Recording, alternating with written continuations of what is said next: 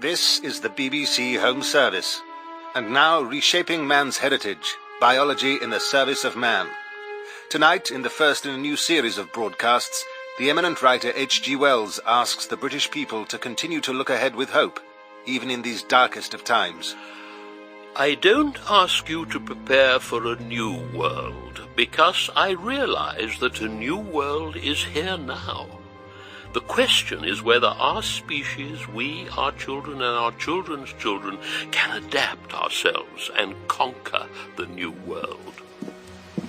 Pardon me, is this Portland Place? Oh no, madam. It's at Marylebone High Street. Portland Place is the other side of Harley Street. Oh, thank you. I must have missed the turning. Easy thing to do in a blackout, madam. Or whether we are going to spin down this vortex to extinction. Extinction which has been the fate of all the mighty races of animals that have lorded it over the world in the past. Good evening. I'm here to meet Mr. Wells. He hasn't finished his broadcast yet, madam. Can you let him know I'm here? It's Martha. Certainly, madam. What briefly is this new world, this new state of affairs that confronts mankind? There is no choice before mankind. There's someone called Martha waiting for him downstairs, sir. One of his young ladies, eh? Yes, sir. He's nearly finished. There's a cab waiting for him. Scrapping of our inheritance of hates and aggressions that began less than 1,000 generations ago, when wars began. We have to nerve ourselves for that. There is no other way for us. Playing the prophet again, H.G.? This war is driving me to despair. But even with one foot in the grave, I still feel I have to kick out at everything. I would expect no less of you. Hello, the terrace, sir. Yes, number 13, please. Now, Martha, we'll have dinner, and then I'm afraid you'll have to come up on the roof with me. I'm fire watching tonight. It's the middle of winter, H.G. We'll wrap up warm. It's a clear night. That's not good. Bomber's moon. Indeed. Folks back home have no idea, you know, how bad it is. Oh, and it's your job to let them know. Most people prefer to float half-hidden, even from themselves, in a rich, warm, buoyant, juicy mass of familiar make-believe. And you've spent 50 years trying to pull the plug on that. And tonight, my dear Martha, I look out on London and wonder whether any of it has made any difference at all. Perhaps What? Perhaps I should have shocked them with more truth. H.G., you prided yourself on that. With my very first success, my time machine, I allowed myself to be persuaded not to make the ending of humanity too shocking for my readers. But everyone knew that was a fantasy. Was it? Perhaps that young fellow that I was back in the 80s really did know a time traveller. What are you saying, H.G.? The hard-nosed journalist sends a story. I fear this one will be too fantastic for your taste, my dear. Try me. It was during my student days at the Normal School of Science in Kensington. There was a fellow who used to come and sit in on some of the lectures. According to Huxley, he had been a brilliant student, but his researches took him into areas that the college authorities considered too arcane to support. I was an impressionable young fellow and open to new ideas, and so it was that one evening I found myself at a gathering at his home in Richmond, where he talked to us about the possibility of travelling through time. He showed us a model of a mechanism that he had made to travel through time, and before our very eyes he made it disappear. Yes, I recall this from the story. But I failed to mention that it was my finger that pressed the lever that sent this mechanism into the future. And then, I suppose, he revealed to you that he had a full-size version that he was about to complete? Indeed. One in which he meant to journey on his own account. I fear that the docks may be in for a pounding tonight. And did you believe him? I think none of us quite believed him. At any rate, the following week I returned to his house in Richmond. Oh, now, it's Mr. Wells, isn't it? Yes, Mrs. Watchet. There are another two gentlemen waiting in the dining room, but I'm afraid the master of the house is detained. Is he not at home? He's been in his laboratory all day, told me not to disturb him on any account. But, well, you see, Mr. Wells, I prepared mutton. They don't like his meat overcooked. In here, sir. No, it's not him. It's our socialistic student. Hello there, Wells. Hello, Bennett. Philby. Evening, Wells. Is there still no sign of our friend, Mrs. Watchet? I'm afraid not, Mr. Philby. It's a little inconsiderate of him. He did invite us for 7. Bennett's stomach has been rumbling, Mrs. W. And this delicious wine is making him even more nonsensical than usual. He's been telling me all sorts of tosh about what happened here last week. Come, Philby. So perhaps you ought to serve dinner as our friend instructed? If you say so, Mr. Philby. But I'm not happy about it. Oh, dear. He'll be for it when he does get here. Where can he have got to? Perhaps he's time-travelling. Dinner was served, and in the course of it I had to explain my remark to Philby, who had not been present at the disappearance of the model mechanism the previous Thursday. It was scarcely larger than a mantel clock, and very delicately made. What was it made of? There was ivory in it, and some sort of transparent crystalline substance. And you really want me to believe that it disappeared in front of your eyes? Oh, this mutton is delicious. It suddenly swung round and became indistinct, became ghost-like for a second, and yes, then it was gone. Well, he's a damn clever fellow. Obviously some sort of sleight of hand. Yes, that's what I thought. I was at the fair at Hampstead last month, and there was an illusionist there who cut a young girl absolutely... Well, here he is at last. Good heavens, man, what's the matter? Wine. Here. Well, what on earth have you been up to? Don't let me disturb you, I'm all right. Would you mind? Of course. Oh, that's good. I'm going to wash and dress, and then I'll come down and explain things. I'll be all right in a minute. Did you see his feet? No shoes. They were bleeding. Well, you won't be catching me travelling into the future. They don't even seem to have clothes brushes there. Philby heaped ridicule on the whole thing, and the dinner was resumed. There was a man in Philadelphia at the end of the last century. He claimed to have experienced time travel when electrocuted. Victor Tesla. Was he the inspiration for the story, H.G.? Perhaps. Or perhaps it happened in Richmond to my friend. When the time traveller came back, he was dressed in ordinary evening clothes. I'm sorry to have kept you waiting, gentlemen. Where's my mutton?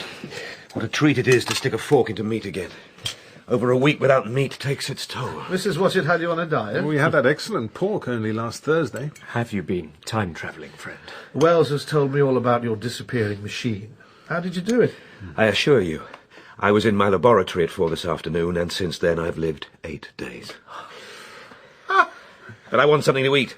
I won't say a word until I get some Peptone into my arteries. Eat, my friend, eat. More wine? The rest of the dinner was uncomfortable. Sudden questions kept on rising to my lips. But at last he pushed his plate away, and he led us next door to the smoking room.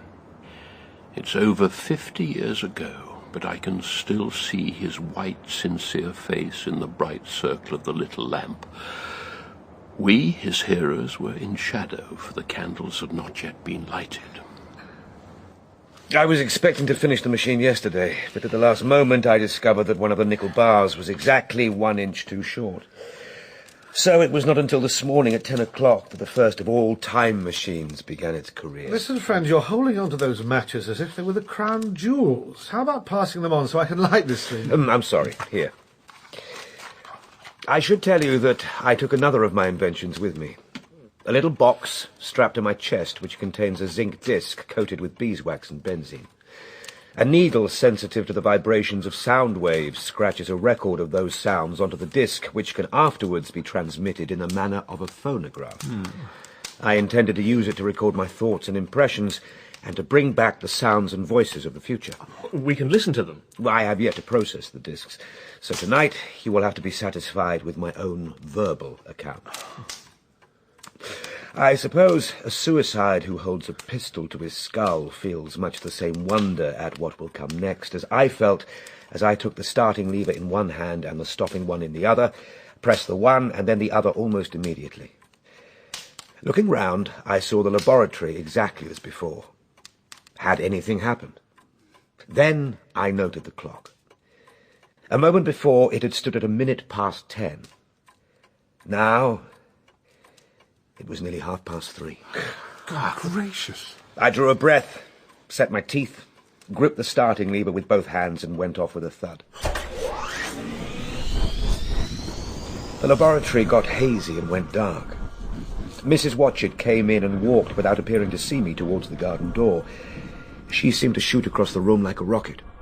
I pressed the lever to its extreme position.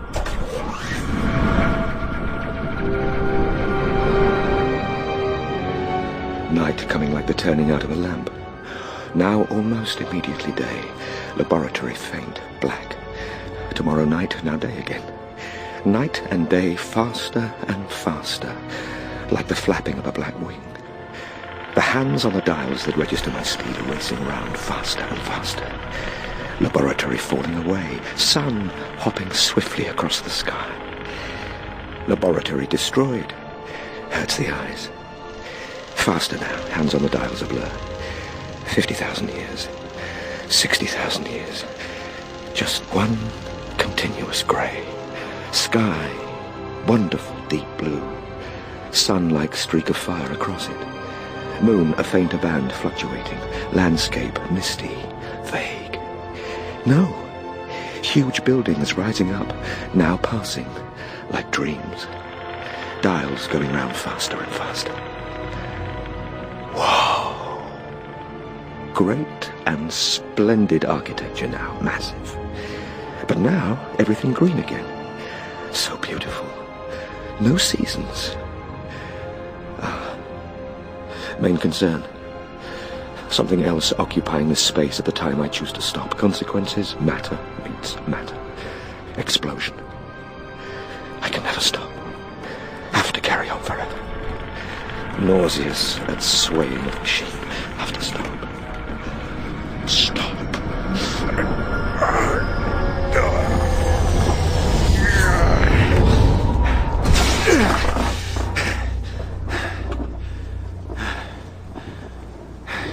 Machine has fallen over. We'll record impressions. I'm lying on the ground. Grassy turf, some sort of lawn perhaps. I hope this device is still recording me. Inclement weather. Fine hospitality to a man who has travelled innumerable years to see you. Rhododendron bushes. I'm getting soaked. Some sort of colossal statue carved in white stone, visible through the hailstones. Storm abating. Statue. Sphinx with outspread wings. White marble, massive pedestal. Bronze, perhaps, thick with verdigris. What are you, eh? Sightless eyes watching me. I can now discern other vast shapes. Huge buildings, parapets, columns. Curious sense of my own temerity. What if man has become inhuman, cruel, unsympathetic? What might I seem to them? An old-world savage. A foul creature to be slain. I have to leave here. Come on. I'm endeavouring to set time machine upright again. That's got it. Well, at least I can get away now.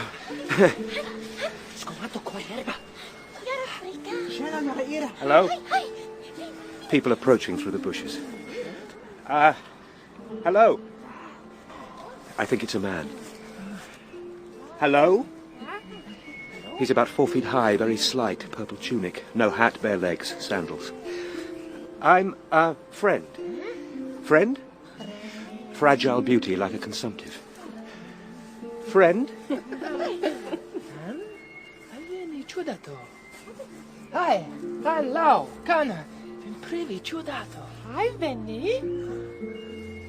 Qua blitzen. Friend. Vil tasta li. Cana, jag flicka. One of these fellows is coming towards me now, holding out my hand. Yes, that's right. He's touched my hand, which seems to be giving the others the courage to... that tickles. They're like Dresden china dolls. Very delicate, frail. But they don't seem threatening, so in the interests of science, I will stay to investigate. No, please don't touch the machine. That's my machine. I'm now taking the precaution of unscrewing the starting and stopping levers. I come from the past. Past, time, sun, travels through the sky. Time. Thunder, yes, very good, very realistic. The fellow's pointing to the sun. Seems to be asking me if I have come from the sun in a thunderstorm. Oh dear. I seem to have come all this way through time only to find that man has the intellectual capacity of a 5-year-old child. Yes, thunder. Quinquacello. Murga. The woman is bringing a garland. Flowers. Murga. Murga, frumos. Frumos. Thank you. She's putting a chain of exquisite flowers around my neck.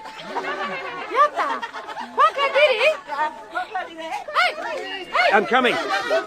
They seem to want to take me into the building. Sitting here with you now in front of this fire, it seems almost a dream. Yeah. Seen through a haze of cigar smoke. They led me through a huge, richly carved arch. I fancied I saw suggestions of old Phoenician decorations. The doorway opened into a great hall, which was strangely dilapidated. The stained glass windows were broken in many places, and the curtains were thick with dust. Well, you should have taken Mrs. Watchett with you. She wouldn't have tolerated such desultory housekeeping. I was drawn to one of the innumerable tables upon which were heaped fruits, which, with the exception of a kind of hypertrophied raspberry and orange, I was unable to recognize. These people of the future were strict vegetarians, and while I was with them, I had to be frugivorous also. Now, that would have been testing. So, as soon as my appetite was a little checked, I determined to make a resolute attempt to learn the speech of these new men of mine. And this? Frumos. Yes, it's lovely, but what is it? Vilkotoste mir. Mir. Frumos. Mir. Ha! No, don't go away. I want to learn. You teach me. This, it's like an orange in my world. Portocola. Ah, portocola. Mergo. No, please don't go. I want to learn. My little hosts seemed so childlike. And a queer thing I discovered about them was their lack of interest. I went out through the portal into the sunlit world again. They would come to me with eager cries of astonishment. But like children, they would soon stop examining me and wander away after some other toy, which allowed me freedom to record my observations into my machine. The scene was lit by the warm glow of the setting sun. The big building I had left was situated on the slope of a broad river valley, but the Thames had shifted perhaps a mile from its present position. Extraordinary. I wanted to get a wider view of the planet of that time, and so I resolved to mount the summit of a crest, perhaps 1.5 miles away. What was it, the hill here at Richmond? A distant descendant of that hill, my friend. If the dials on my machine were to be believed, I had fetched up in the year 802,701. Oh, good Lord. Day 1. Everything is in a state of ruinous splendour. I've just come across a great heap of granite bound together with aluminium, some sort of vast labyrinth of precipitous walls, evidently the derelict remains of some vast structure. Here and there among the greenery, there are other palace-like buildings. I realized then that there were no small houses to be seen. Apparently the single house, and even the household, had vanished. It's communism. And on the heels of that came another thought. I looked at the half-dozen little figures that were following me. They all have the same soft, hairless visage and the same girlish rotundity of limb. Clearly, the differentiation of the sexes has ceased. While I was musing on these things, my attention was attracted by a pretty little structure which I approached. It resembles a well, and is covered by a sort of cupola. Odd that wells should still exist. Gore! Gore! What's that? Gore! What's wrong, my fellow? It seemed to trouble them that I was looking into the well. It was almost as if I had insulted them. Proceeding to climb the hill. The little people that have been following me are falling back. At the crest, I found a seat of some yellow metal, the armrests cast and filed into the resemblance of griffins' heads. I sat down on it, and surveyed the broad view of our old world under the sunset of that long day. Below was the valley of the Thames, in which the river lay like a band of burnished steel. There were no hedges, no sign of proprietary rights, no evidence of agriculture. The whole earth has become a garden. The air was free from gnats, the earth from weeds or fungi.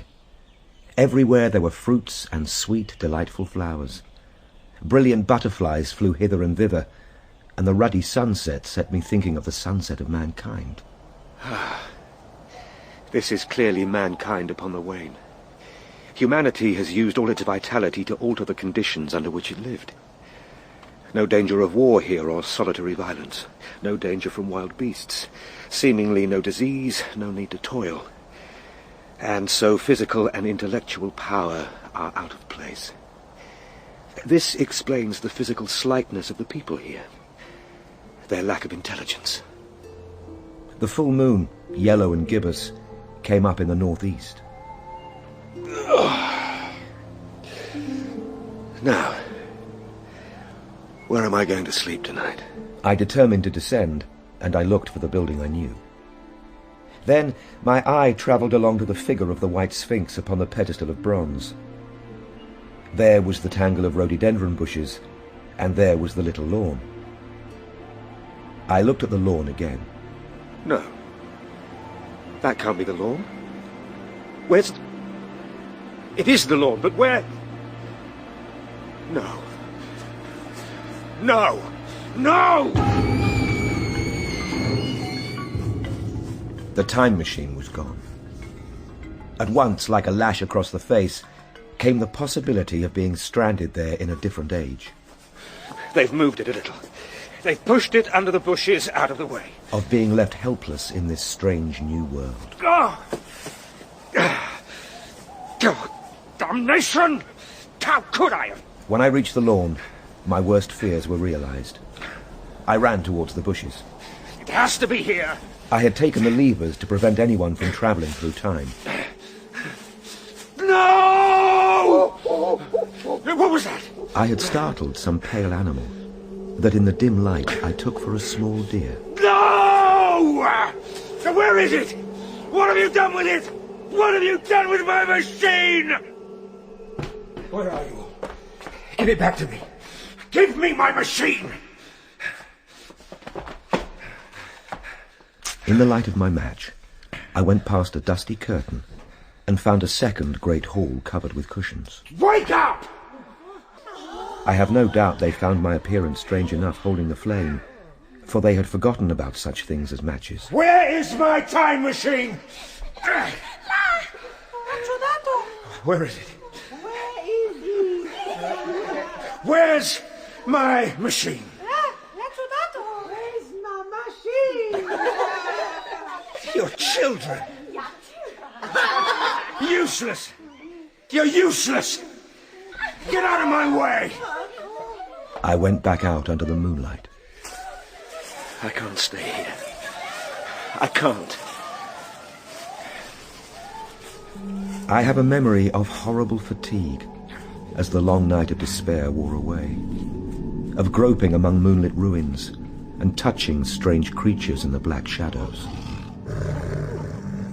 At last, I lay on the ground near the Sphinx. I had nothing left but misery, and then I slept. I sat up in the freshness of morning, trying to remember how I had got there. But with the plain and reasonable daylight, I could look my circumstances fairly in the face. My frenzy last night was folly. I must learn the way of the people. Probably the machine has only been taken away. We'll make careful examination of the ground about the little lawn. Ah, Giudato. Hi. Hi. Machine. Where? Qua? Magie, quoi? I had the hardest task in the world to keep my hands off their pretty laughing faces. However, the turf gave better counsel. Appears to be a groove ripped in the lawn, and sign of strange narrow footprints of an animal like a sloth leading to pedestal of sphinx. Deep framed bronze panels on either side of plinth. Clearly hollow, no handles or keyholes. Perhaps could be opened from within. One thing was clear enough to my mind. My time machine was inside that pedestal. Hi. This. What is it? Their response was one of shock. Suppose you were to use a grossly improper gesture to a delicate-minded woman. It is how she would look. Did they tell you what was inside the pedestal? No. They went off as if they had received the last possible insult, as I continued to knock on the bronze panels.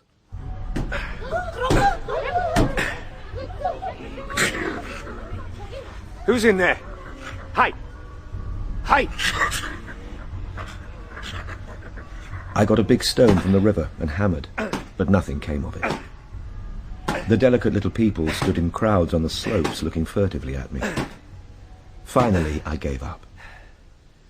I realized that I would have to adopt a different strategy. If I was to regain my machine, I must face this world, learn their ways, learn the language. And maybe then I could find out who had taken the machine and why. All those years working to come here, and now all this anxiety to get away. What a trap I've made for myself. Day 2. Have to find a way into the pedestal and have decided to be patient. I will learn the language whilst at the same time pursuing my explorations of this world. The little people seem to have got over their shock at my behaviour. I began to make what progress I could in the language, which was excessively simple, and started to investigate the function of the circular wells. Rimmed with bronze, protected by cupola from the rain.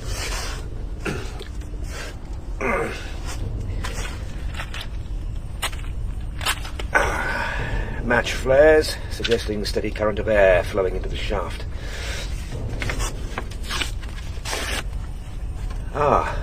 Piece of paper sucked down swiftly out of sight. Extensive system of subterranean ventilation, perhaps linked to sanitary apparatus of these people. Most likely. Gentlemen, I am forgetting my role as host. Your glasses are empty. Here. Thank you.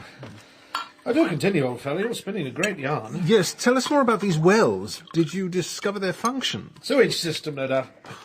One thing that puzzled me was that aged and infirm among these people were there none.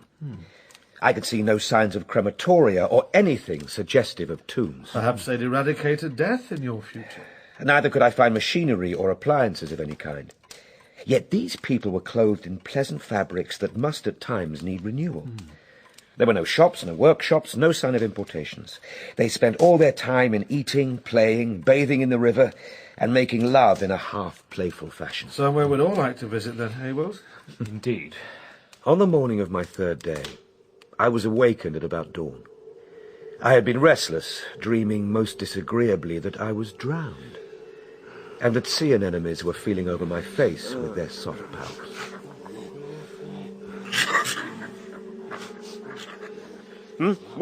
What is it? What? Who's there? It was that dim grey hour when things are just creeping out of the darkness. I got up and went out onto the flagstones in front of the palace.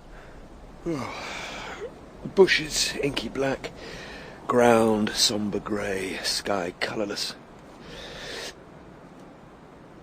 Up the hill, white figures. Like ghosts, white, ape-like. More there, several of them carrying something. Some sort of body. No. Gone. Trick of the light. It was getting lighter now. No sign of them. Creatures of the half-light, like that animal I saw in the bushes that first night. Later that day, I sat on the banks of the river, watching some of the little people bathing in the shallows. I felt I lacked a clue. Day 3. Something, I know not what, has taken my time machine into the hollow pedestal of the Sphinx. Why? Those waterless wells, what is their function? It is as if I had found an inscription with sentences here and there in plain English. One of the little people seems to have got out of the depth, interpolated with others made up of words and letters unknown to me. Hey there! Hi! Yata! Yata! They're completely ignoring her. Help her! Ajuta-la! She's floating downstream. They're not going to help her. Ajuta-la! They don't seem to care. I hurriedly waded in at a point lower down. I'll help you. Yes. Let's get you on land.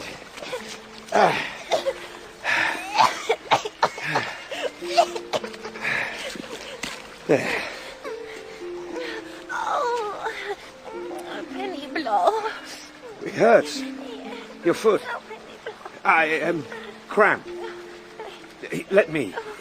Yata.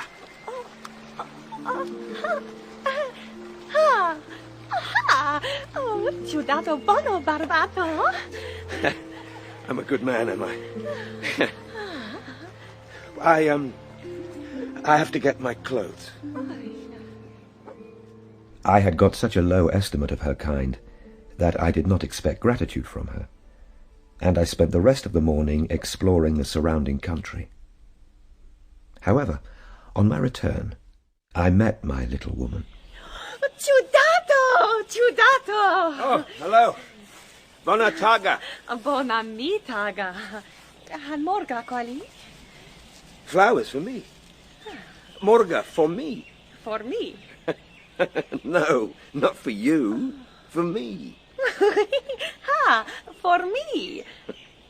Ha! Ha! Frumos. Frumos. Malta danka. Ha! Vilbusali. Oh. Busa. Kiss. Malta danka. Very possibly I had been feeling desolate. I suppose I was missing human companionship. At any rate, I did my best to display my appreciation of the gift. Marufa Wina. Wina. Ha. Lovely name. Frumos. Oh, Ciudato Barbato Frumos. Me? No. Wina Frumos. Wina is beautiful. Beautiful. Yes. Beautiful. Oh. Ciudato beautiful. She was exactly like a child, and tried to follow me when I went out exploring again. Ciudato!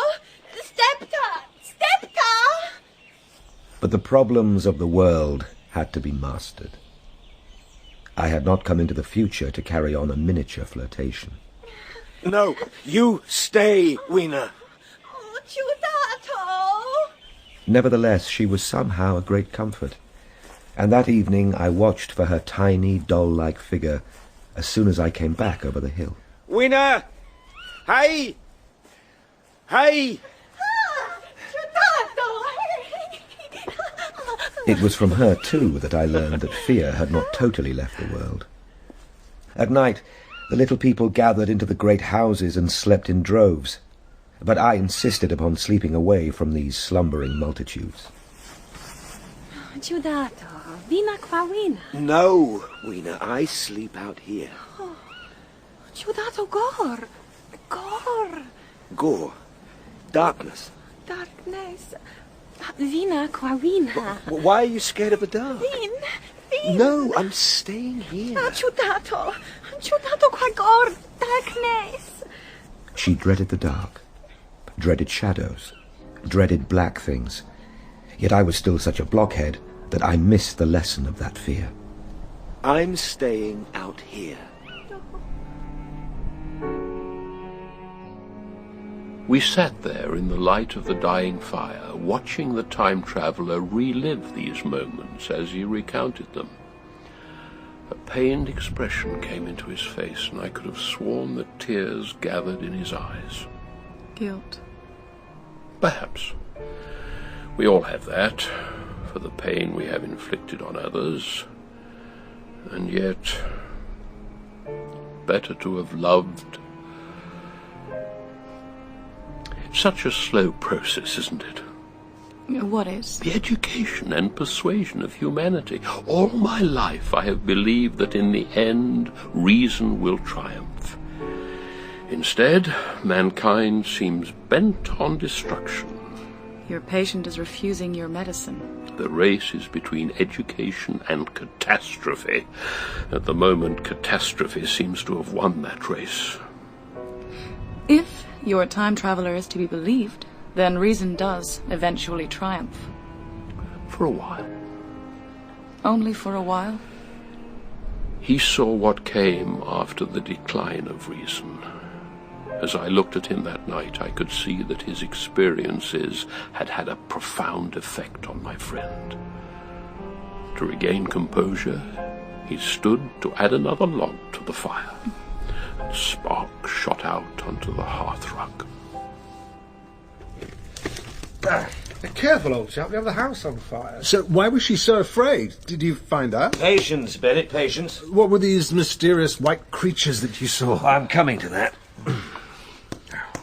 He sat back down in his chair, his composure regained, and returned to the future and his tale. The weather of this golden age was much warmer than our own. And on the morning of my 4th day, I was seeking shelter from the heat and glare in the granite ruin, which I came across on my first evening. I found a narrow gallery, which seemed at first impenetrably dark to me. Windows here are blocked by masses of fallen stone. A pair of eyes was watching me out of the darkness. The old instinctive dread of wild beasts came upon me. Then I remembered Weena's strange dread of the dark, and taking a step forward. Hi. Hi. I put out my hand and touched something soft. Something white ran past me and was hidden in a black shadow beneath another pile of masonry. Ape-like creature, dull white, large greyish, red eyes, flaxen hair on head and down its back. Runs with head held down and forearms held low or even on all fours, can't be sure. I followed it and could not find it at first, but after a time came upon one of those round, well-like openings. Looking down, I saw a small white creature with large bright eyes, which regarded me steadfastly as it retreated. It was so like a human spider. It was clambering down the wall by means of a number of metal foot and hand rests. Ah, damnation.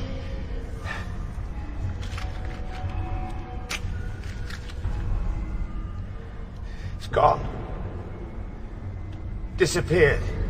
I do not know how long I sat peering down that well. Oh, Kana! Ayara, go! Ciudato. Hi, Gore. I know it's dark down there. What is the creature that lives down there? What is it that lives in the door? Come back! Gradually, the truth dawned on me. The Eloi, as they called themselves, were not our sole descendants. This bleached, obscene, nocturnal thing was also our heir. You mean these things were human? Yes. Man had not remained one species, but had differentiated into two distinct animals. The social difference between the capitalist and the labourer in our time is key to the whole thing. This is beginning to sound very much like the sort of propaganda that our friend Wells hears. Consider how our present circumstances point that way. There is a tendency to utilise underground space for the less ornamental purposes of civilization. You mean such as the Metropolitan Railway here in London? Electric railways, subways, underground workrooms and restaurants. Evidently this tendency had increased till industry had gradually gone deeper and deeper into ever larger underground factories. You show great talents as a creator of fiction, my friend. Is it so incredible? Of course it is, Wells. Even now, does not an East End worker live in such artificial conditions as to be practically cut off from the natural surface of the earth? Oh, don't let him start on Considerable portions of the surface of the land are being closed to the poor, which creates a widening gulf between them and the rich. At present, the exchange between class and class through intermarriage retards the dividing of our species.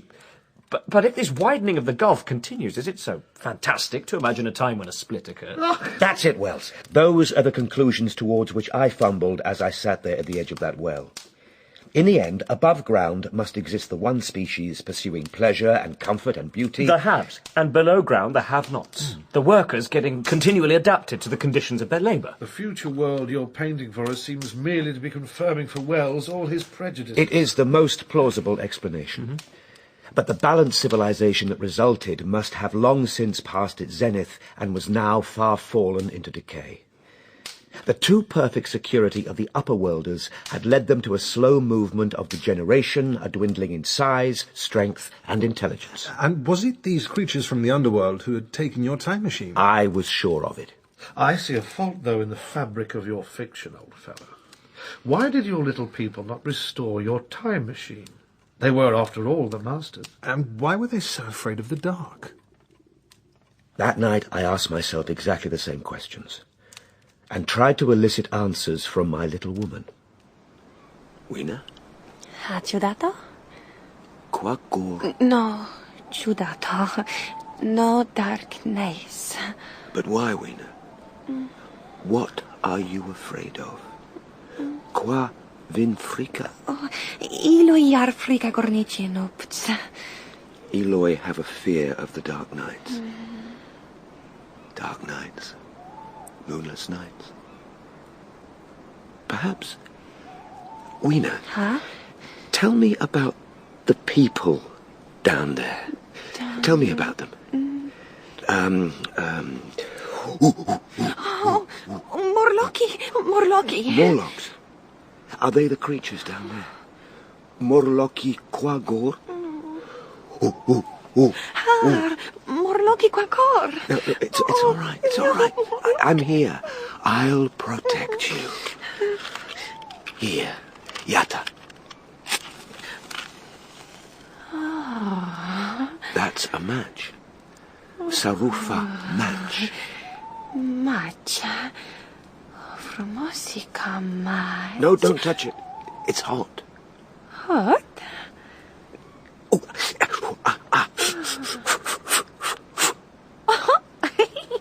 Oh, cacciudato, yara risiba. I'm funny, am I? Yoi risiba. Match formosa. Yareka orba. Yes. The flame is like the sun. Galben orbayar. Trai per iloi habospar. Yata. I know this tune. Let me switch on my machine. There. Sing it. La Lanka. Galben orbayar. Yellow is the sun. Trai per iloi carabospar. Shine on the Eloi so we can enjoy ourselves. Galbena, ya. Yellow it is. Orba galben iloi pa. The yellow sun gives the Eloi joy. Frumos. Judato kunosh. Judato knows this tune. Oh, Ciudato alla lanca. I can't sing. Huh? Galben, galben, ha, orbaia, trai per iloi carabos paria. Galben, galben, orbaia, ha, ciudato, trai per iloi carabos par. Galbena, galbena, galbena, yar. It was to be 2 days before I followed up on what I had discovered. I felt a peculiar shrinking from those pallid bodies. They were the half-bleached colour of worms and filthily cold to the touch. Day 5. Have been exploring in the direction of 19th century Banstead. In the distance, I observed a vast green structure, larger than the largest ruins that I have seen hitherto. The facade had a bluish-green tint of a certain kind of Chinese porcelain. I have resolved to return there tomorrow. Yes, Weena. I'm home. Ciudato home. Home qua Weena. Yes. Home with Weena. The next morning, I perceived clearly that my curiosity regarding the palace of green porcelain was a piece of self-deception, to enable me to shirk by another day an experience I dreaded. The time machine was only to be recovered by boldly penetrating those underground mysteries. So I started out in the early morning towards a well near the ruins of granite and aluminium. Weena followed me as usual, blissfully unaware of my plan.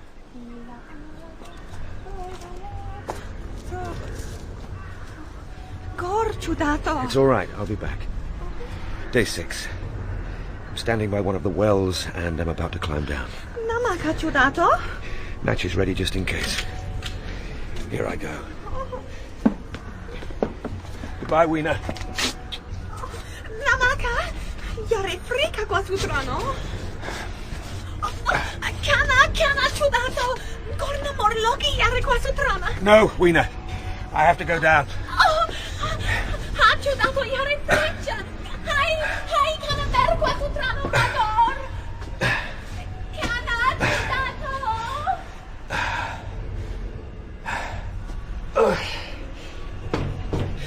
Tiring work. Legs and arms tiring. Must continue. Oh, there's a small tunnel to my right. I'll try to hold myself in.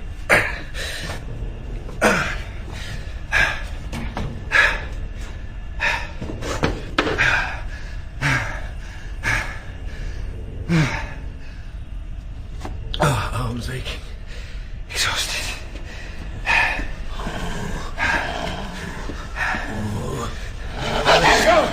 Get off! A soft hand had touched my face. 3 stooping white creatures were hastily retreating before the light. Their eyes were abnormally large and sensitive, and I had no doubt that they could see me in the darkness. Kana Yarifrika.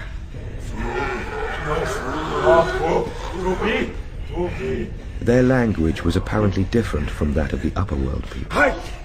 Hi! I'm going to proceed, even though all my instincts are urging me to get out of this place. Feeling my way along the tunnel. Presently, I came to a large open space.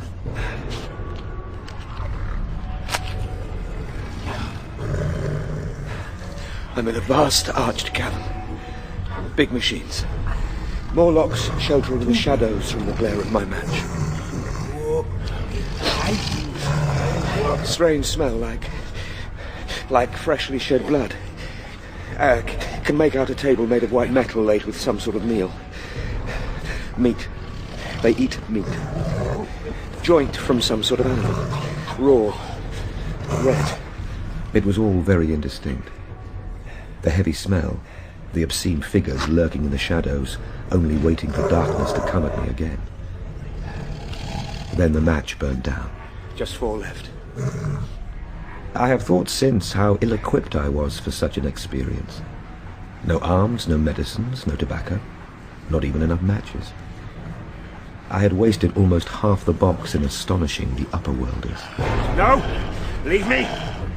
Leave me! Leave me!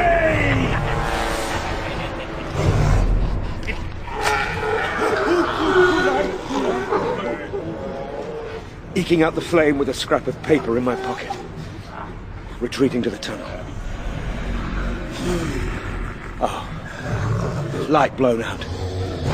No, get off me! Leave me! Hands clutching me, trying to hold me back. I must get out. Matches! Matches! Get off! They look so inhuman. Pale, chinless faces and great, lidless, pinkish-grey eyes. I had to get out.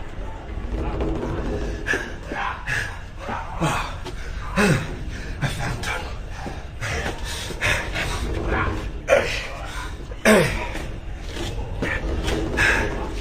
I'm crawling along tunnel. Creatures not far behind. Match still burning.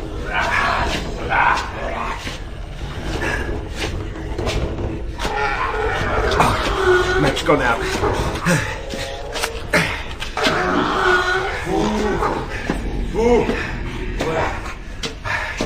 Ah, here's the shaft. Must find the iron rungs. I felt sideways for the projecting bars. My feet were grasped from behind, and I was violently tugged backwards.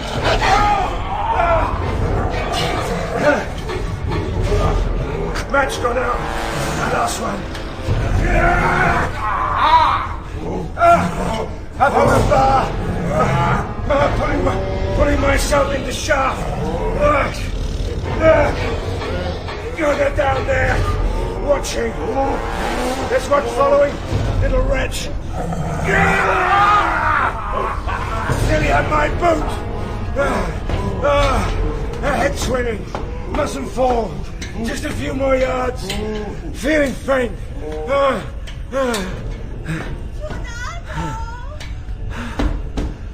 Wiener. Wiener.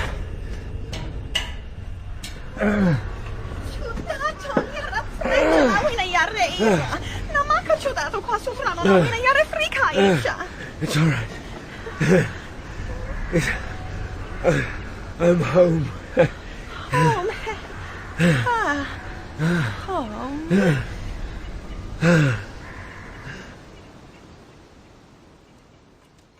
My hope of escape was staggered by these new discoveries. There was something inhuman and malign about the Morlocks. Instinctively, I loathed them. Come. What is it, Mrs. Watchett? I was wondering if you were going to be long, sir. You carry on, Mrs. Watchett. I'll see my guests out. That doesn't seem right, sir. I'm perfectly capable of doing it. Good night, then, gentlemen. Good night, Mrs. Watchett. I felt like a beast in a trap, whose enemy would come upon him soon. And that enemy was these Morlocks. The enemy was the darkness of the new moon. The moon was on the wane. Each night there was a longer interval of darkness. Now I understood what Wiener had meant by the dark nights.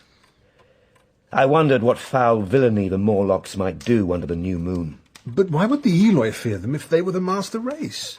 They might once have been the favoured aristocracy, and the Morlocks their mechanical servants. But that time had long passed away. Ages ago, man had thrust his brother man out of the ease and the sunshine. And now that brother was coming back. Exactly, Wells. The Morlocks continue to maintain the Eloi in their habitual needs, and I inferred that they made their clothes. Why would they do that? Out of habit, perhaps. Perhaps. But I was struck by the fact that the Eloi had begun to learn one old lesson anew.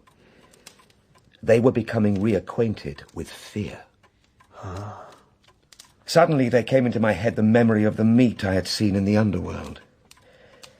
It seemed odd how it floated into my mind. What are you saying, old fellow? I shuddered with horror to think how these Morlocks must have already examined me as I slept. It will give us nightmares, old man. I determined to make myself a weapon of some sort, and to find a fastness where I might sleep. Day 6. I've wandered along the valley of the Thames all afternoon, but have found nothing that commends itself to my mind as inaccessible. The Morlocks are dexterous climbers.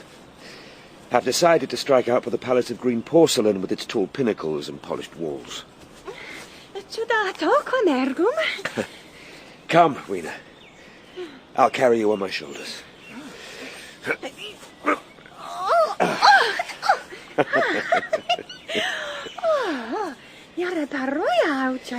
Well, you like it up there? Now,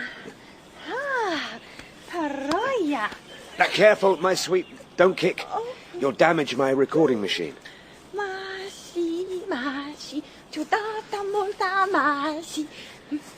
Going up the hills to the southwest. The heel of one of my shoes is loose, and a nail is working its way through the sole, which is making me lame. I estimate the distance to the palace to be about 7 or 8 miles.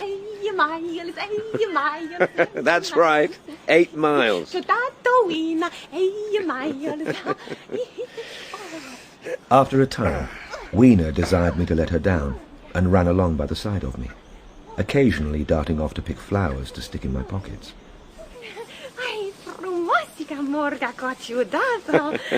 Molta danka. Home, ciudato? Weena home. No, we can't go home. We're going there. Can you see? To the green building. Weena obusita. You're sleepy. I'll carry you again. As the hush of the evening crept over the world, we proceeded over the hill towards Wimbledon. One star after another came out, and the ground grew dim and the trees black. Shh. Kana ya Afrika. So far I had seen nothing of the Morlocks, but it was yet early in the night, and the darker hours were to come. From the brow of the next hill, I saw a thick wood spreading before me. I decided that I would not face it, but would pass the night on the open hill. Above us shone the stars. The Milky Way was still the same tattered streamer of stardust as of yore. No need to be afraid, Kana Afrika. Shh, shh, shh. I'll sing you a song from my time. Ciudato Lalanka. You'll recognize the tune, I think. Twinkle, twinkle, little star, how I wonder what you are. Up above the world so high, like a diamond in the sky, in the dark blue. Through that long night, I held my mind off the Morlocks as well as I could. I thought of the great fear the Eloi felt for them. With a sudden shiver came the clear knowledge of what the meat I had seen might be. Yet it was too horrible. I looked at little Weena sleeping now beside me, her face white under the stars. Lights the traveller in the dark. No doubt I dozed at times. Dawn came at last, and no Morlocks had approached us. I stood up. Ow! My foot was swollen at the ankle and painful under the heel. So I sat down again, took off my shoes, and flung them away. Day 7. Unable to escape the realization that came to me last night about the meat that I saw. Clearly, at some time in the long ago, the Morlocks' food ran short. The Eloi are fatted cattle which the Morlocks preserve and prey upon. Ciudato. Buona Morgana. Ah, Weena. Buona Morgana. Oh, Fuama, Ciudato. Fuama. Yes, let's find some breakfast. I had very vague ideas as to the course I should pursue. I should secure some safe place of refuge and make myself arms of metal or stone, then procure fire so that I should have the weapon of a torch in my hand.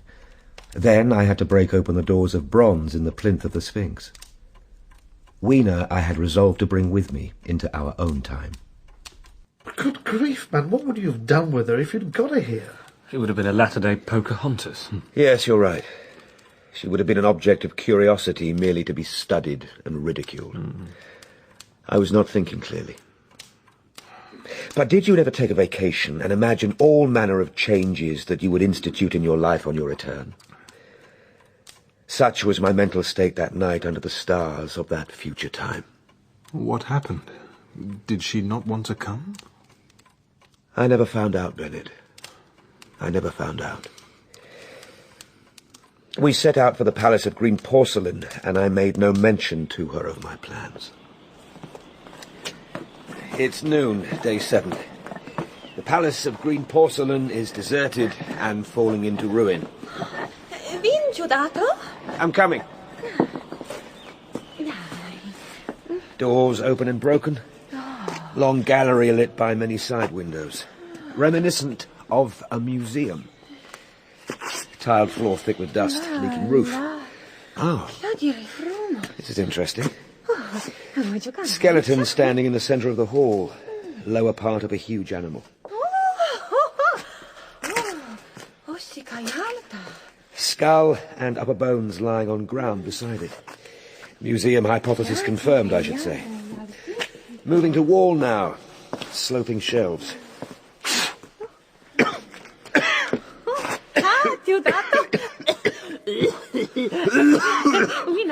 Yes. Not shelves, display cases. Airtight by the look of it. Fossils inside well preserved. Some sort of latter-day South Kensington. Some of the cases have been removed. By our underground friends, I should say. Very silent. Museum. Falanka. You say it. Museum. Museum. I went down a very ruinous aisle, parallel to the first hall I had entered. Apparently this section was devoted to natural history, but everything has long passed out of recognition. Shriveled vestiges of stuffed animals. Then we came to a gallery of colossal proportions, but singularly ill-lit. The floor ran down at a slight angle from the end in which I had entered, and white globes hung from the ceiling, which suggested that originally the place had been artificially lit. Machines. This is more like it. Greatly corroded, but some still fairly complete. There's one down here. It's a bit dark, but it seems to have been some sort of lifting device. Oh, Weena, you scared me. It is indeed dark here. Hadn't noticed how steeply the floor slopes so that the gallery is partially underground. There is only a narrow line of daylight at the top of the windows, as in a basement.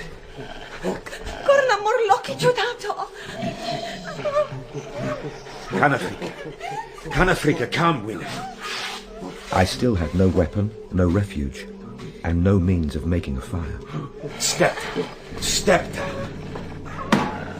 From one of the machines, there projected a lever, not unlike those in a signal box. Weena, Canafrica. There. That should be sufficient for any Morlock skull we might encounter. Hey! You want to feel this on your heads? Come, Weena. Going out of that gallery, we ascended a broad staircase. We came to what may have once been a gallery of technical chemistry. I went eagerly to every unbroken case.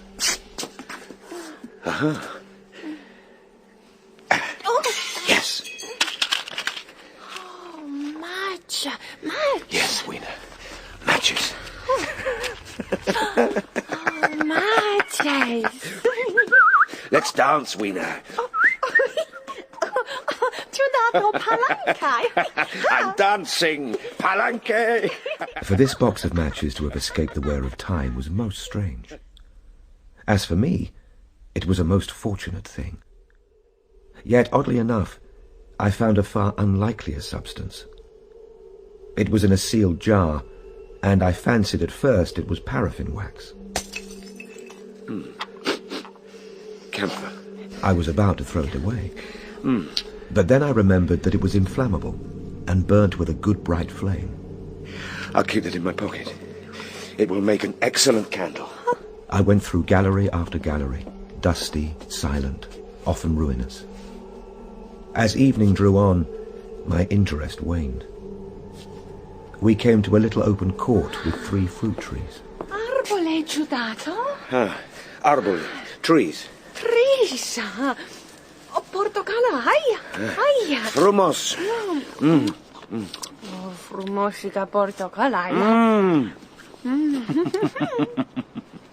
After feasting, I saw that night was creeping up on us, and my inaccessible hiding place had yet to be found. Sunset, day 7. It seems to me that the best thing we can do is pass the night in the open, protected by a fire. I have my matches, and I have the camphor in my pocket, and I have my bar of iron. I am determined to return to the Sphinx early tomorrow and tackle those bronze doors with it. We emerged from the palace. My plan was to go as far as possible that night, and I purposed pushing through the woods. As we went, I gathered any sticks or dried grass I saw, and presently had my arms full. Thus loaded, our progress was slower than I had anticipated. We're tired. We have reached the wood and are looking into the darkness before us. I know it's dark, but we have to carry on. Mergum, come on. Kana, wina yar frika. Mergum. Oh, now what is it? Morlocks. Morlocki gor. There are 3 of them crouching in the bushes behind us. There's no need to be afraid. Can Africa? I have matches. Matches? The forest can only be rather less than a mile across. If we can get across it to the bare hillside, then I believe we will be safe. With the matches and camphor, I will contrive to keep our path illuminated. Although, if I am to have my hands free to flourish the light, I will have to abandon the firewood I have gathered. As I put it down, it came into my head to use it to amaze our friends behind. Match. Yes, match. And with the match, we light our firewood, so... Frumos. No, Weena, keep back. Kana, hot. Hot? Hot. Come, Mergum. Ka orva. Yes, it's like the sun. Now, come on. Mergum. Kana. Ha. Kana.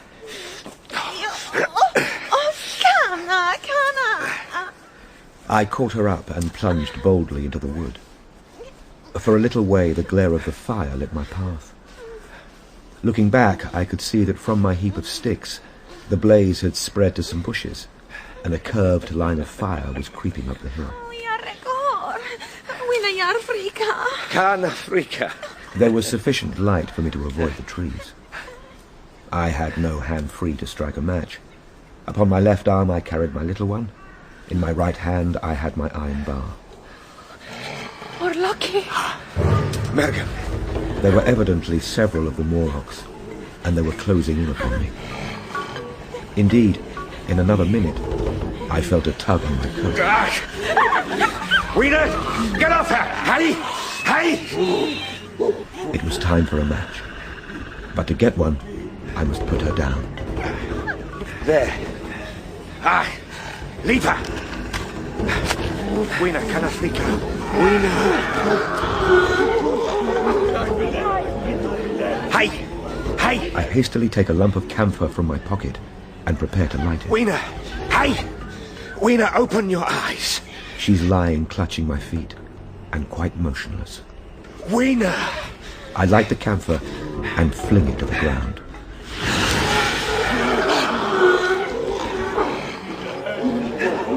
Come on, Mergum. I'm here. Come on. Now, which way? In manoeuvring with my matches and Weena, I had turned myself several times, and now I had not the faintest idea in what direction lay my path. I determined to build a fire and encamp where we were.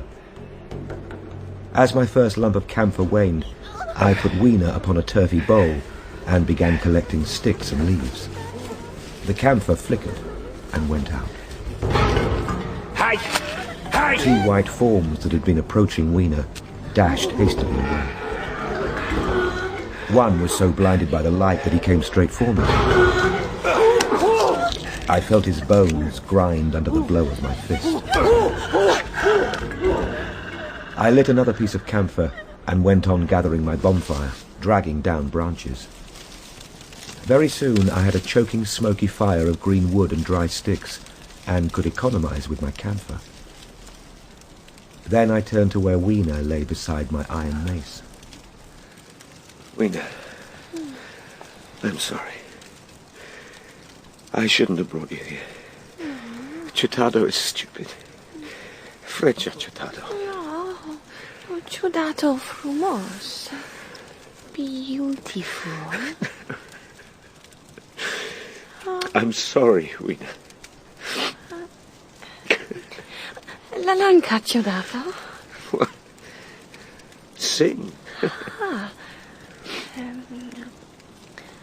Twinkle, twinkle, little star, how I wonder what you are. I felt very weary, and the fire would not need replenishing for an hour or so. The smoke made me heavy, and the vapour of camphor was in the air.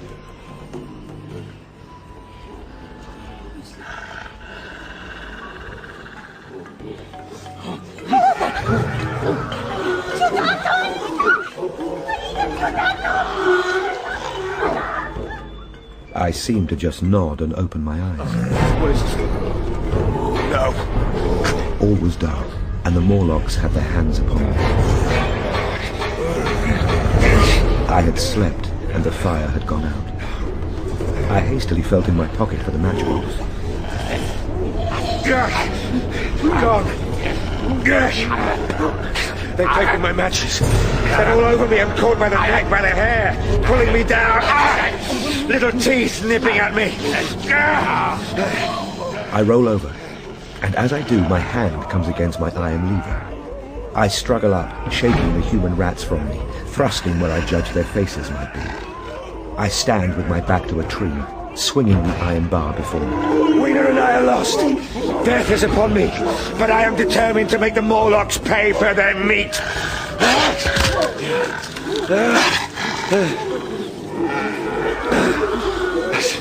Scared them off for the moment.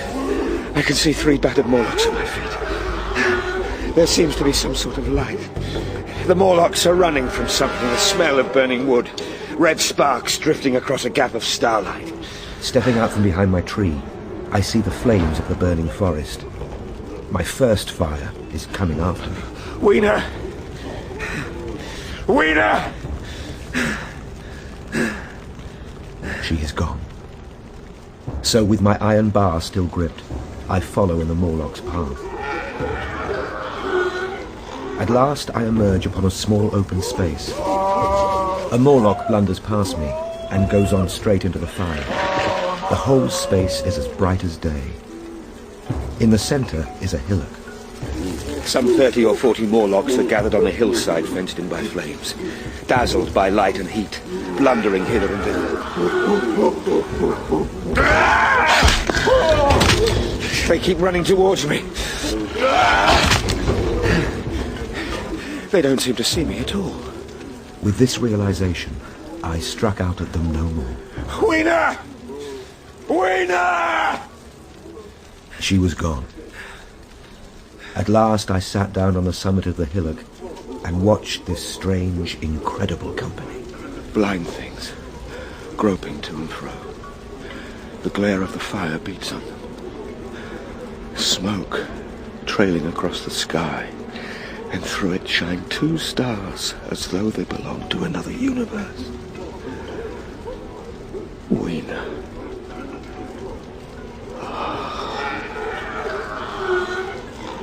The Morlocks are putting their heads down. They're rushing into the flames. God, if this is a nightmare, let me awake.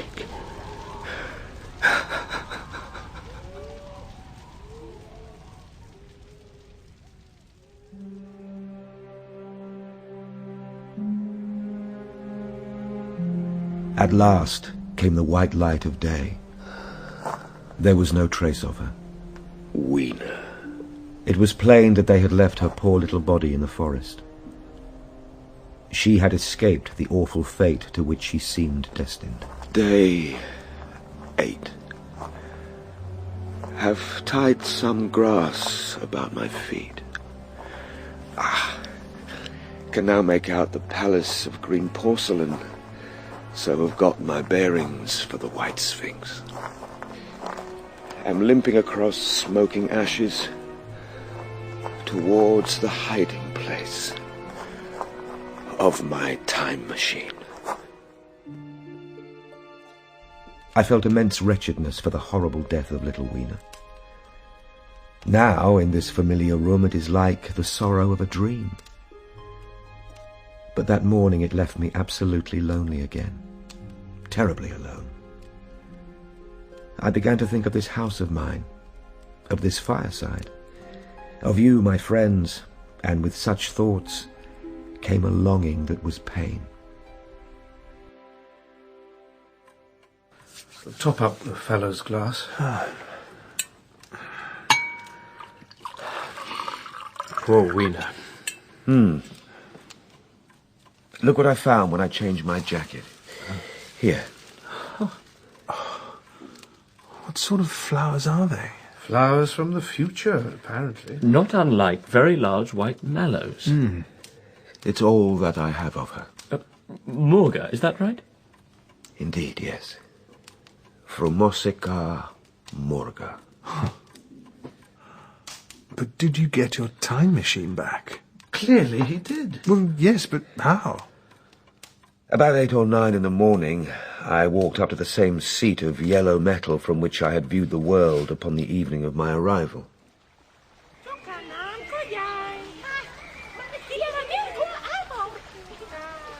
How wrongly I saw it that evening. It's the same beautiful scene, the same abundant foliage, the same splendid palaces and magnificent ruins, the same silver river running between its fertile banks, the same beautiful people in their pretty clothes. They are bathing in exactly the place where I saved Weena. And like blots upon the landscape rise the cupolas above the wells that lead to the underworld. I understood now what all the beauty of the upperworld people concealed. Very pleasant is their day. As pleasant as the day of the cattle in the field. Like cattle, they know of no enemies and provide against no needs. And their end is the same as cattle. How brief has been the dream of the human intellect. It has committed suicide. It set itself steadfastly towards comfort and ease. But then the feeding of the underworld, however it was effected, became disjointed. And when other meat failed them, the underworlders turned to what old habit had hitherto forbidden.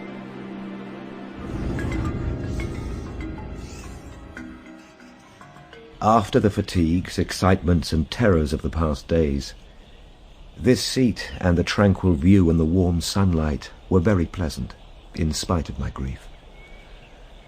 Spreading myself out upon the turf, I had a long and refreshing sleep. I awoke a little before sunsetting. Feeling in my pockets, I found some loose matches. The box must have leaked before it was lost. Stretching myself, I came on down the hill towards the White Sphinx, my crowbar in one hand and the other hand in my pocket, playing with my matches. Good gracious. The bronze doors are open. The bronze panels seem to have slid down into grooves. Within, I could see that there was a small apartment, and on a raised place in the corner of this was the time machine. Yes! Here, after all my elaborate preparations for the siege of the White Sphinx, was meek surrender. I threw my iron bar away. I had the small levers in my pocket, and I stooped towards the portal. Maybe no surrender.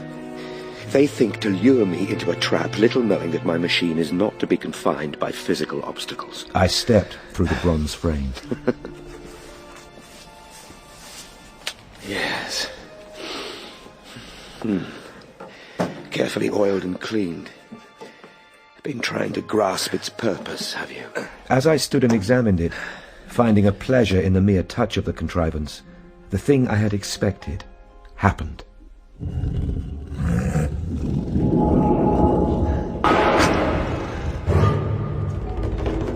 The bronze panels slid out of the ground, and darkness descended. I had only to fix on the levers and then depart like a ghost. Very calmly, I tried to strike the match. I had overlooked one little thing.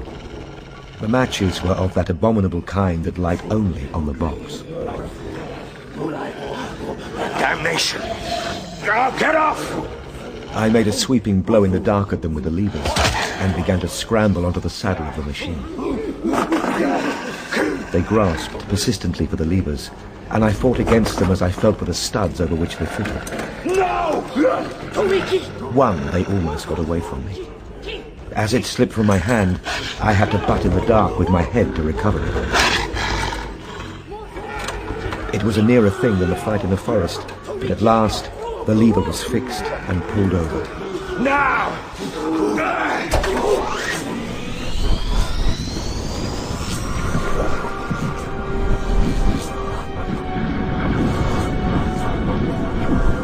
The clinging hands slipped from me. The darkness presently fell from my eyes. I found myself in the same grey light and tumult I have already described. Hands spinning backwards on the dials. The dim shadows of houses passing, changing, slackening speed now. Now our own petty and familiar architecture. The thousands dial running back to the starting point. Day flapping slower and slower. Then the old walls of the laboratory came round me. Very gently now, I slowed the mechanism down.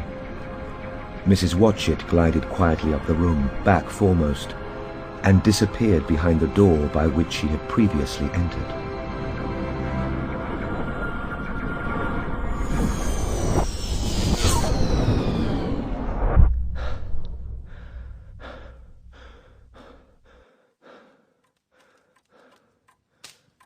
Just before that, I seemed to see you, Wells. Me? Just for a moment.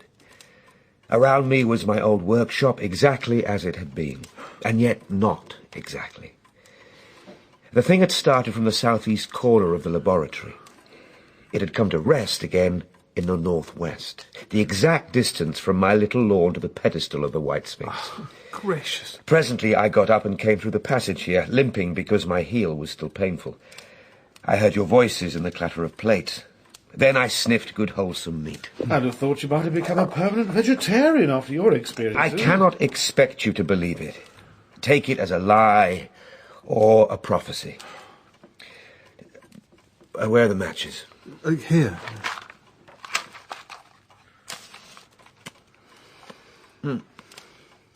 To tell you the truth, I hardly believe it myself. And yet... These flowers, old boy, I'd like to find the genus. May I have them? Certainly not. Where did you really get them? They were put into my pocket by Wiener when I travelled into time. Or was it all a dream? I'm damned if it isn't all going. He caught up the lamp swiftly and carried it, flaring red, through the door into the corridor. We followed him. There, in the flickering light of the lamp, was the machine, sure enough. I put out my hand and felt the rail of it. It's all right now. The story I told you was true. I'm sorry to have brought you out here in the cold. I'm hanged if it isn't 1:45. Where's my coat? You know, I think you're suffering from overwork, old man. Yes, I am. You coming, Wells? Yes. Plenty of cabs at the station. Overwork. Yes, that's it. Good night, old fellow. Good night.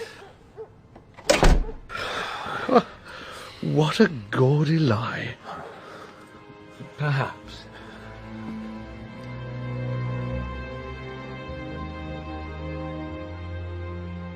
And so we went out towards the station at Richmond to find our cab. Quite a story. You're humouring me, I know, my dear. You think I've finally succumbed to senility. Not at all. You know, I still haven't told you the strangest and most shocking part of the story. You mean the ending that you were persuaded to abandon? That too, yes. I'm listening. Still hoping to get copy from this? Maybe.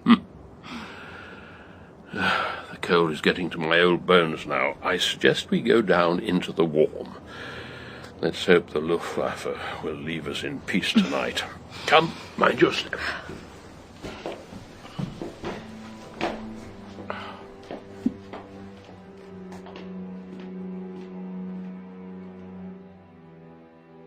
Can I get you a nightcap? A small scotch? Thank you. You know, I lay awake most of that night thinking about the time traveller's story. I determined to go next day and see him again. He was on his way to his laboratory, but took me into the smoking room. He had a small camera under one arm and a knapsack under the other. I was wondering... Yes? If I could hear some of the recordings from the future. Oh, big disappointment, Wells. My recording machine failed to work. I got the ratio of benzene and beeswax on the discs wrong. Ah, I see. But I think I've managed to correct that problem. Now, I need to get on. I'm frightfully busy. Did you really travel through time? If you stop to lunch, I'll prove it. Specimens and all. It will only take half an hour. I consented to wait, and he went down the corridor. I heard the door of the laboratory slam. I seated myself in a chair and took up a daily paper.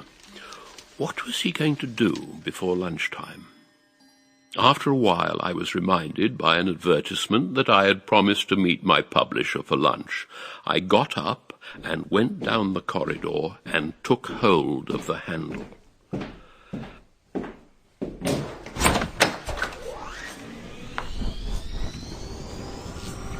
A gust of air whirled round me as I opened the door.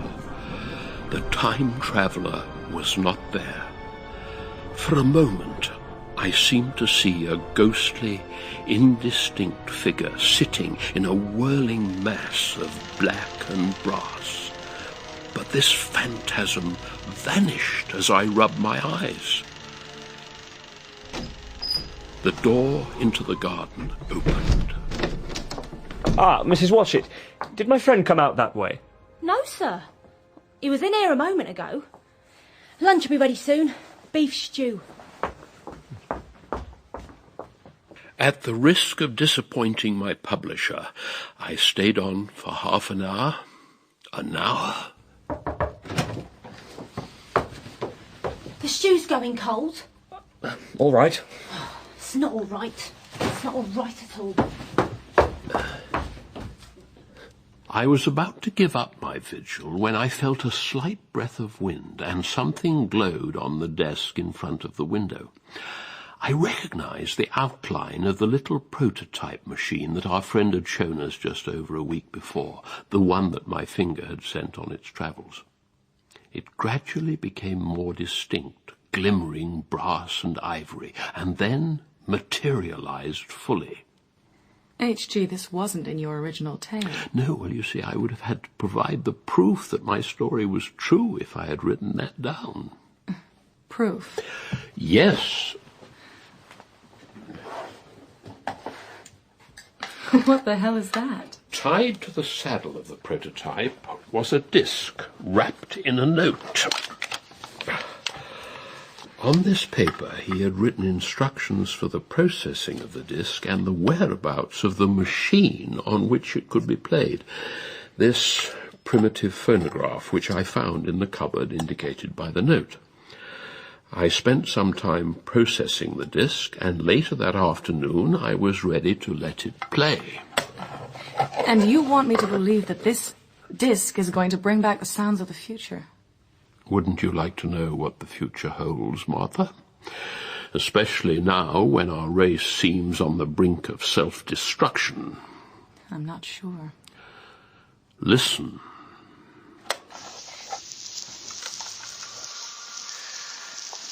Thousands dialed sweeping round as fast as second-hand watch. Peculiar change sweeping over appearance of things. Palpitating greyness growing darker. Blinking succession of day and night is returned, even though I have not slowed the pace of my travel. Passage of the sun across the sky now seems to stretch through centuries. Sun has ceased to set altogether, simply rises and falls. I see. Earth has now come to rest with one face to the sun. I shall now gradually slow. Dim outline of desolate beach. Stopping now.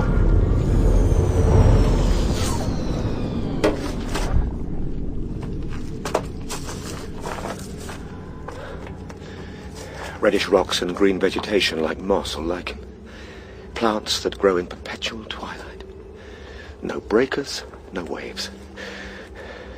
Breathing very fast. Air rarefied, I presume. Little animals hopping on the lichen.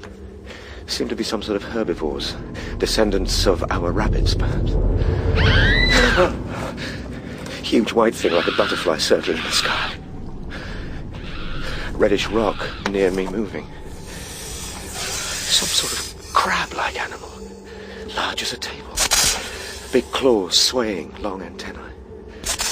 Abominable sense of desolation hanging over the world.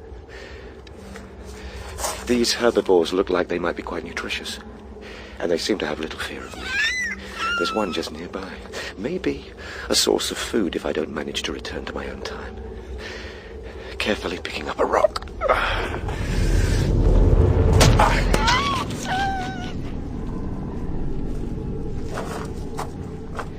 Just getting closer to examine the...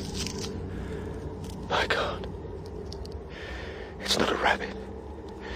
It's humanoid. A tiny little human. Can this be? Is this the descendant of the Eloi? Something tickling my cheek. And another on my neck, thread-like thing. Another monster crab standing just behind me. Claws descending on me. Must get up. Returning to my machine.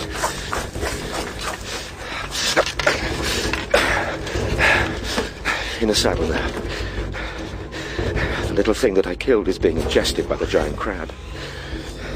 The cycle of life keeps turning, even in these last days of the planet.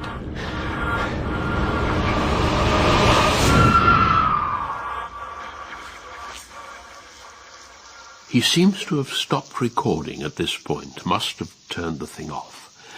Starts again in a moment. No wonder your publisher wasn't keen on that. Humankind ending up as fodder for giant crabs.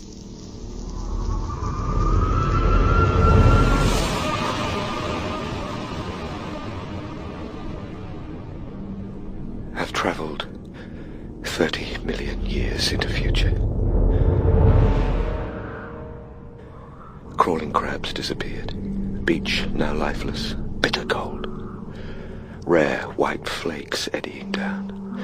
Nothing moving in earth or sky or sea. Just green slime and silence. All sounds of man. The bleating of sheep, cries of birds, hum of insects, all gone. Black object crawling out of the sea. No, my imagination. Darkness falling. Some sort of eclipse. Yes. Black object the size of football moving up the beach. Must leave here. Must find Weena. Must...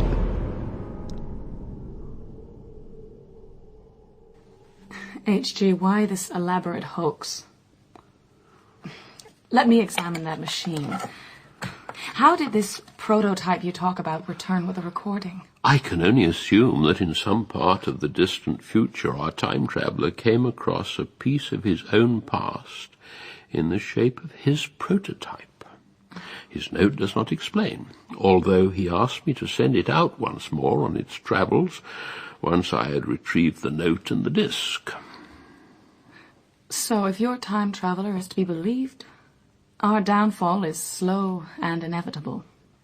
Our planet dies over 30 million years from now, in spite of the weapons that are being developed and the wars that are being fought in our own time. Ah, yes. But for it all to end like that, it is shocking. Certainly not the optimistic Wells that the world knows and loves. Perhaps it is age that breeds pessimism, my dear.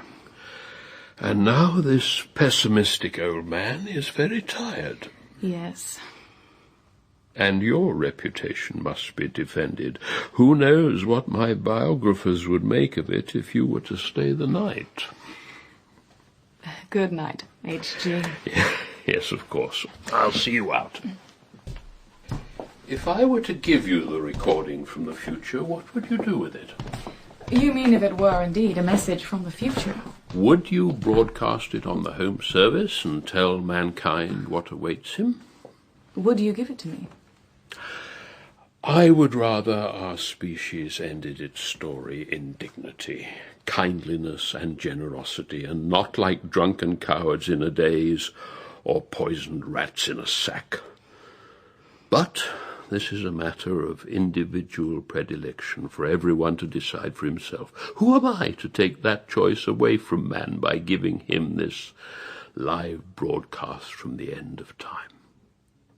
Such was my thinking anyway on that afternoon, all those years ago, in the Time Traveller's laboratory.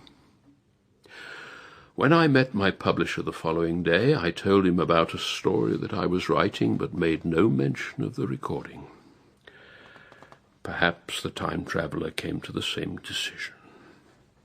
Which is why the prototype and the recording were the only messages he sent from the future. Or perhaps he found Weena. Perhaps he did, my dear. So many stars. One advantage of the blackouts, we get to see the stars. Do not believe what I say at the last. Believe what I wrote when I was in my prime and hopeful. I do not see why life should be judged by its last trailing thread of vitality. Good night, H.G. Good night.